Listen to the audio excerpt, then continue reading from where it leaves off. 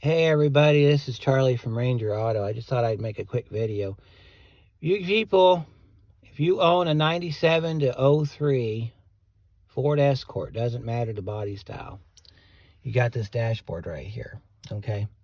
As you can see, the bezel, which is this piece here, is not attached yet because the original one for the car broke in 4 places. I'll show you where they like to break. They like to break right here. They like to break in here. They like to break here. And they like to break down here. Reason for that is behind those areas that they like to break are these little clips right here. There's those 2 there. There's 2 on the end. There's this one here. Not to mention the fact that you got 5 screws. You got the 3 that goes along the top. And then you got the 2 hidden behind this knee bolster. So best way to handle this, because you're going to have to pull this off eventually if you want to replace the light bulbs in the dashboard. What I've tried to do is take these little clips off. I can't get those clips off, but that doesn't mean that they can't come off. I was being gentle with it because I know how brittle these things can be and how quickly they can break. I got one that broke right there, which is fine.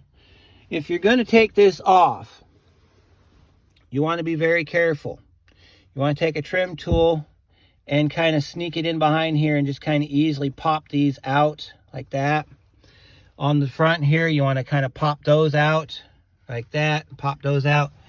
This one over here, we tend to forget about because, you know, we just figured we got 3 screws pulled out, but you want to kind of get in there from the side like that and just pull your trim tool and pop it out. If you don't want to screw with those every single time you have to pull this dashboard apart, take those clips off. Leave one on the very end. Leave one on, like that one there or that one there. The reason you want to do that is because this end here is not supported by an attachment other than these clips. So if you leave one on, you'll be able to get it off quicker. You won't break it, hopefully. I think the odds are in your favor in that part. Now, this one here I got from a wrecking yard up in Indy. And I don't know if you can see it on the camera, but there's what they call a surface crack right there that happened when I pulled it out of the car. I was being gentle with it. And these will develop surface cracks. As long as it's on the back side and it didn't go all the way through, you'll be fine. Now, see, if you flip it over, you don't see a surface crack. Nowhere in there. So we're going to install this today, and then this car will be done. Another key note is this centerpiece does not come off. It's supposed to, and it did on the original that was in this car, but on this one it will not come out.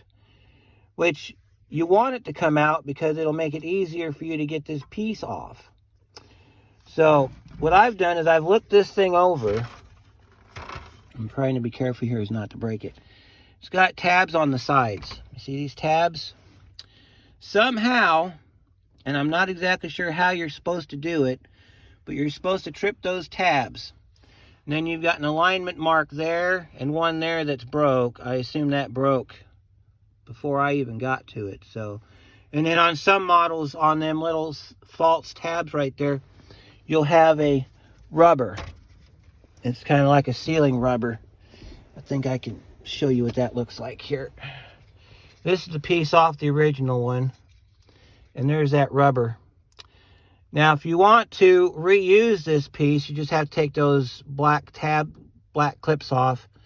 They come off pretty easily. And then if you only have 2, like in this case, you want to put 1 on each end. And then you can put this rubber piece on the new part there. But I'm not going to bother with it because, you know, it's just going to be one of them things. That's what those tabs look like on the outside. See, they're meant to be pushed. Well, that one's broken. They're meant to be pushed to be released, but if you don't know about them, you can't release them. So, anyway, like I said, quick video. And then, of course, this goes back up in there. You got to tilt it forward so you can slide it past the hazard switch. and then you just kind of carefully roll it back. And then as you're rolling it back, it'll line up the vent ducts with the vent hoses right here, the vent duct work here. The vents will all line up and everything, and it'll slide right in there. And then if you need to, you can wiggle it around a little bit to get it to where the screw holes match up. And then put your screws back in. If you want to install this, and this is completely up to you, with no clips on it at all, that's up to you. But a little bit of warning, if you're going to do that, put some double stick tape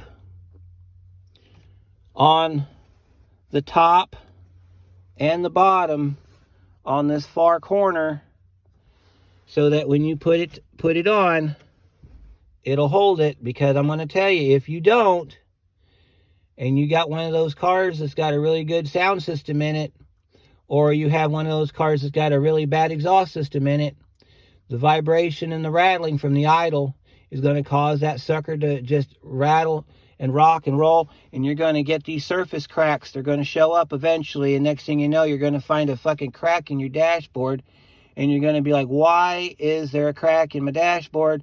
It's because you didn't secure it down here. You got to secure it down here. Anywho, enough talking and cussing for one day. If you, of course, like this one, go ahead and leave a thumbs up on it or whatever you need to do. And I'm going to get this thing installed and get my car back together. So, we'll see you next time.